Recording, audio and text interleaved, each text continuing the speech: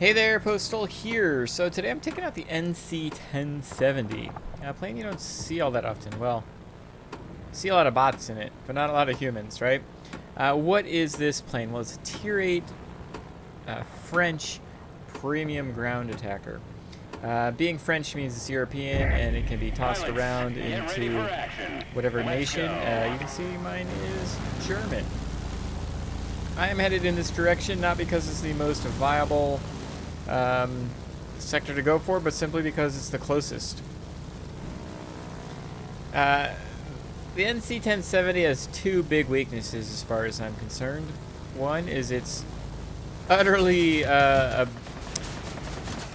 pedestrian airspeed, and the other is the reload time of its bombs. That being said, you do get 8 bombs, so that's nice. And so you've got some flexibility in Duello. Holy cow, I thought I crashed there. What your bombs can do. I'm gonna miss that. I'm gonna try to drop all my bombs, although I think my guns are gonna work out fine here. Oh man, there's all kinds of ridiculousness. Come on, hold on, thank you. My goodness, that was crazy. I'm actually gonna reload my bombs. Normally I don't reload them when I'm at, like, you know, half, like I was there, but it's gonna take me a while to get over to this command center, and so we're gonna do that. Base reload speed on these bombs is 120 seconds, which is way too long when you're in a Tier 8 battle, but the good thing is, it's way too long when you're in a Tier 9 battle.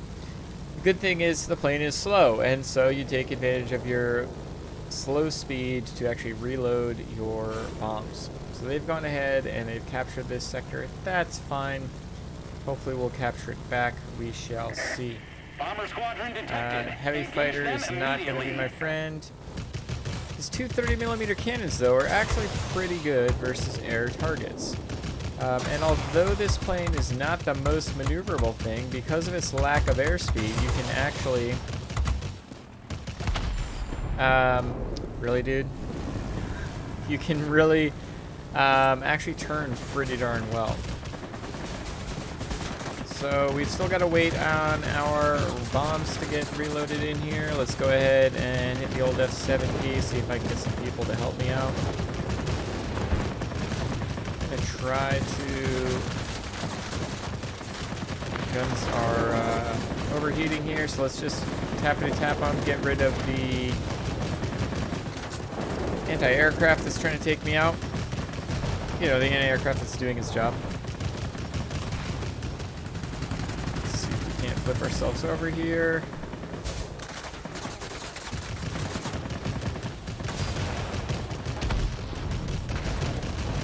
Alright, excellent. Our bombs are back. We have a pretty darn good rear gunner on here. If he would just, you know, do his job. Can we get that guy? Here we go. Ah. Other guy's knocking me out here, so let's try to drop a couple bombs here.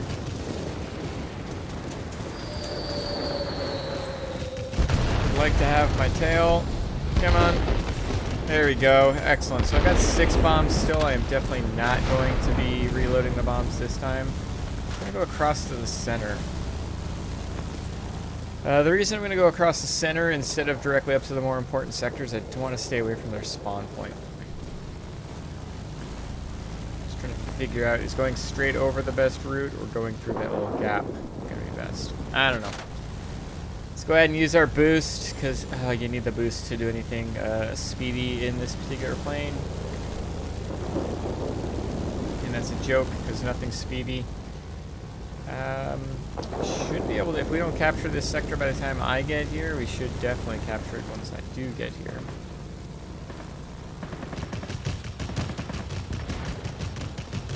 One bomb here should do it. If not, that will definitely do it. There we go. Alright, probably didn't need to drop that bomb. Yeah, I really shouldn't have dropped that bomb. The thing of it is I try to not use the bombs because they do take so long to reload. However, we've helped capture the center here and also avoided their spawn points. It's going to be really important to do that.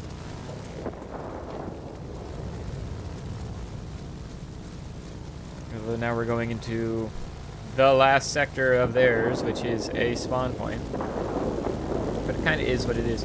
I'm looking at the map. I'm trying to look ahead. It looks like they'll be able to capture this one pretty quickly. I'm hoping they can capture this one as well, so I can cap this and then move on.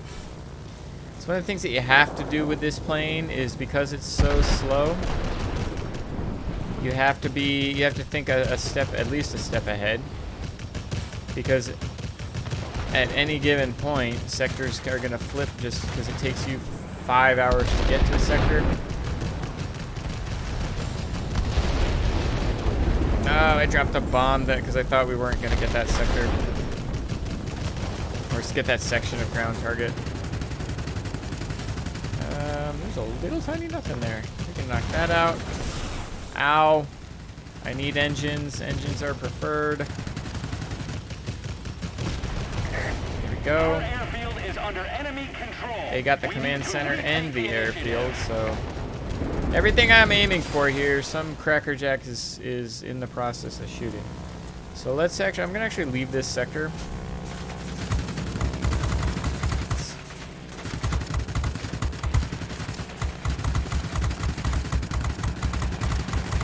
Rear gunner again is reasonably good.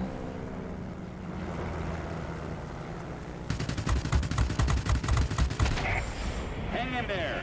You'll soon be cut off from support. I say again, support will not be available. See if we can't. Oh. Come on.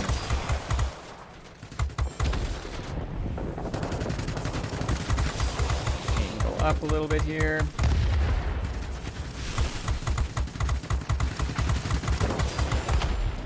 Good grief.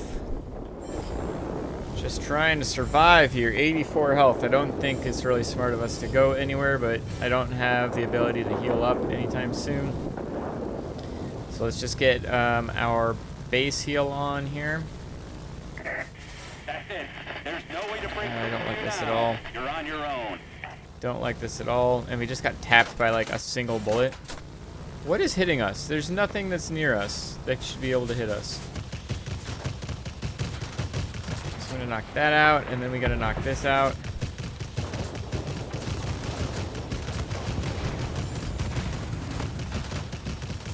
Ooh, I'm gonna be in so much trouble here if I'm not already.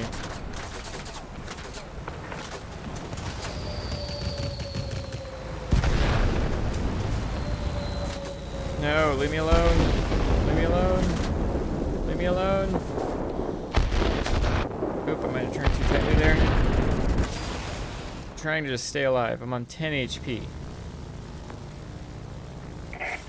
The command centers Yes. are under our control. Communication with the headquarters established. Oh no. Victory is in sight. Keep it up.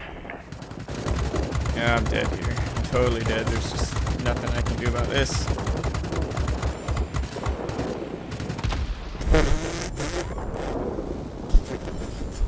Okay. I don't even know what to say to that. Nothing to see here. I'd love to go here and heal up, but it's just not where I'm going to be the most effective. Let's The just enemy has captured the command center. put all our cards into going down to the airbase down here. Hopefully I can capture it and then heal up there. Destroy them. My goodness. Really shouldn't be alive. But one of the things I do highly recommend is putting pitch up and pitch down as a keybind. If you can do it on your mouse, even better. I can do it on my mouse. So see, I can pitch up and I can pitch down. While you're flying forward, you're kind of saying, well, that doesn't really do much. But what does do a lot is, look, I can pitch up and I can pitch down while I'm facing backwards and avoiding incoming fire, right? That is significant. I guarantee the only reason I'm alive is because I was wiggling more than the enemies expected me to. It's helped me in my bombers. It's certainly helped me in my ground attackers as well. Just staying alive a little bit longer than I probably should have, simply by dodging incoming fire. Alright, so the unfortunate part is my bombs still haven't reloaded yet. Just kind of is what it is. I don't want to overheat my cannons here, so I'm going to be tapping them.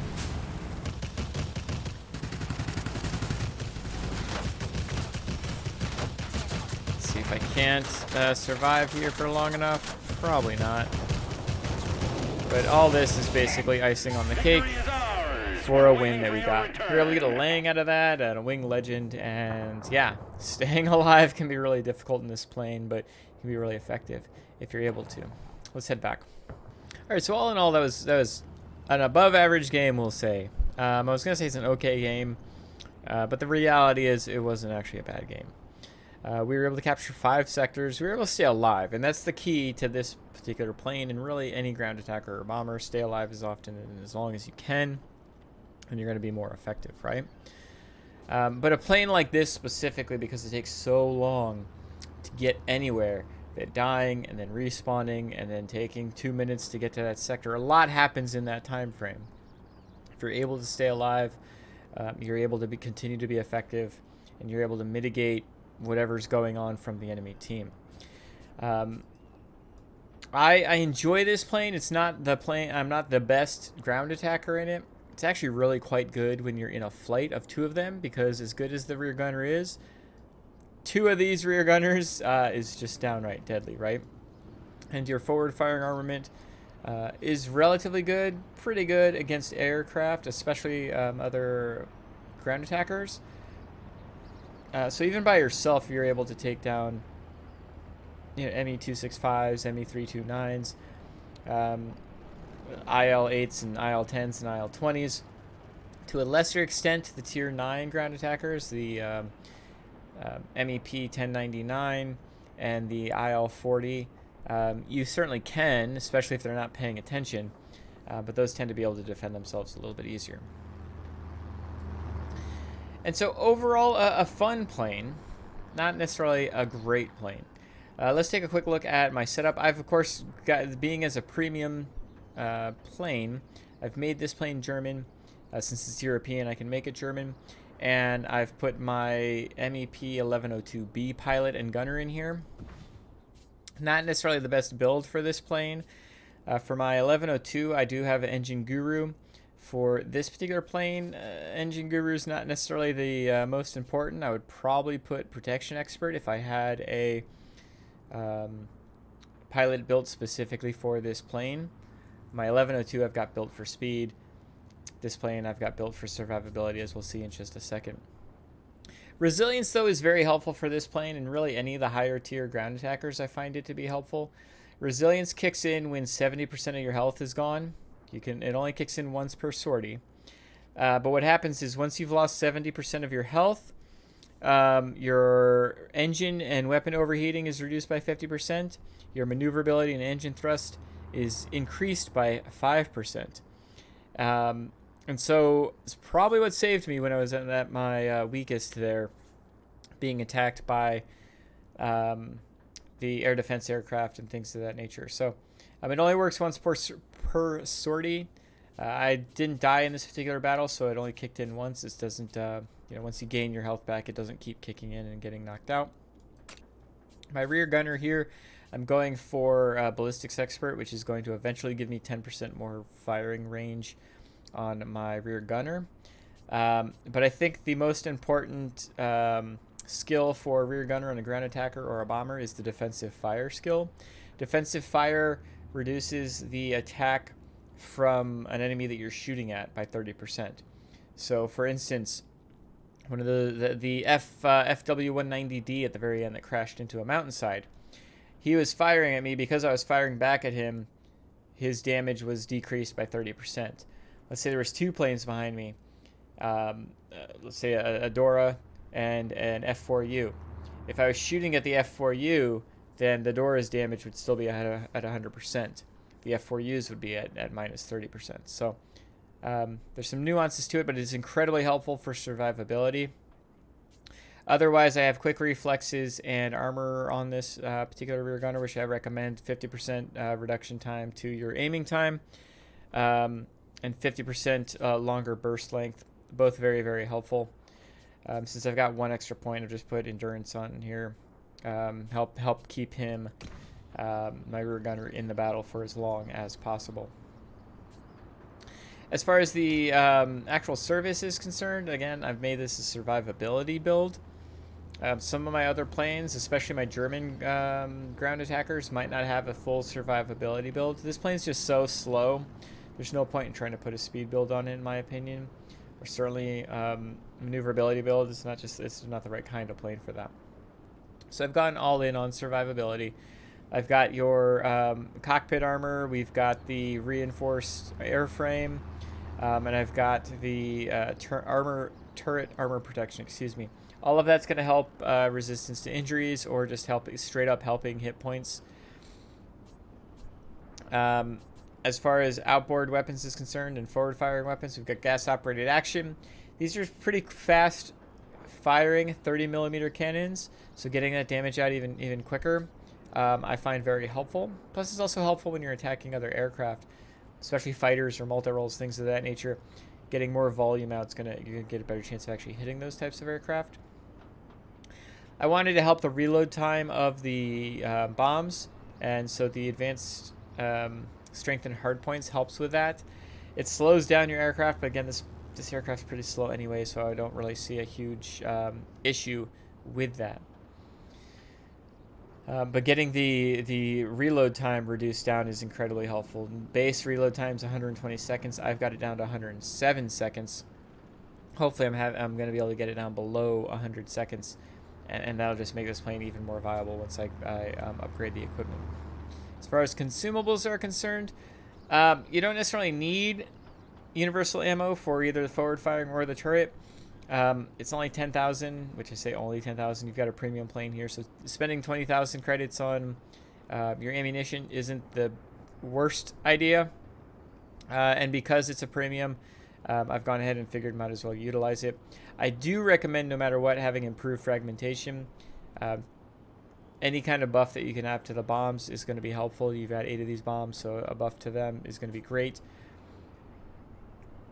And besides that, I have the manual engine restart. I recommend this instead of the additional 10 seconds worth of boost on the engine cooling. The fact of the matter is, you've got a lot of boost. It doesn't get you anywhere.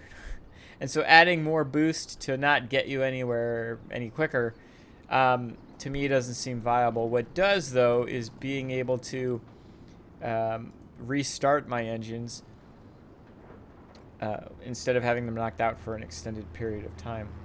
That being said, keep in mind there's going to be times where my engine gets knocked out that I leave it knocked out simply because it allows the enemy that's trying to attack me to actually go flying past me because I'm going so god-awful slow. This plane can go very, very slow and still fly. Not necessarily viably, as far as turning is concerned and things of that nature, but there are times where I don't put my engine in until that plane gets flying past me, and then I kick it in and I start trailing them and try to knock them out of the air. Last but not least, I've got the first aid package. This plane just doesn't catch on fire. I don't see fire extinguisher as being a viable option here. But first aid package of being able to get my rear gunner back in, or possibly my forward pilot back in, I think is the best way to go. But like I said, I just can't even tell you the last time this plane caught on fire. So, yeah. So there's my equipment, consumables, and my overall build. Yeah. And this is German, right? So it's technically European. I've made mine German, but this could be viably a British plane. There's a handful of planes that on the British lines that have rear gunners, bow fighter, things of that nature. So you could make this a British plane. The American plane, it could be an American plane as well. Like a B-32 pilot and gunner would do well in this particular plane. Obviously, it could be German or Soviet. You've got a bunch of bombers and ground attackers for those two nations, so you can plug in pilots and gunners there. Japanese is not really a viable option. I mean, yeah, it can be, but there's only 3 Japanese planes, tech tree planes, that have gunners. And that's the 3 heavy fighters that are currently available: the Ki-45, Ki-102, and the Ki-93. None of those rear gunners really do anything special anyway. Their angle of defense is really poor. So I wouldn't necessarily recommend making this a Japanese plane, but hey, if that's what you want to do, that's what you want to do. You can do that, and then you can make it another nation later. It's just 100,000 credits, and you'd have the ability to change it to another nation in the future, right? So NC-1070, a good plane, it's questionable. A fun plane, for sure. And if the enemy leaves you alone, if you know where you're going to avoid the enemies that are going to take you down, this can be a very impactful plane. But because it's so slow and cumbersome, if the enemy wants to go out of their way to get you, you're going to be in trouble. So do keep that in mind. I hope you enjoyed this particular video. A review after having this plane for as long as I've had it, I thought was a good thing. I'd love to hear your opinion on the NC-1070. I don't have things like the IL-10M, the Chinese Tier 8 premium ground attacker. I suspect that's going to be the better straight-up plane. But the NC-1070 has a lot more flexibility considering it's European. So, yeah, again, I'd love to hear your opinion. If you've got any questions and you want to reach out, feel free to comment down below, or you can hop in my Discord. The link is in the description below. Otherwise, I hope you have a great day. I'll see you in the next one.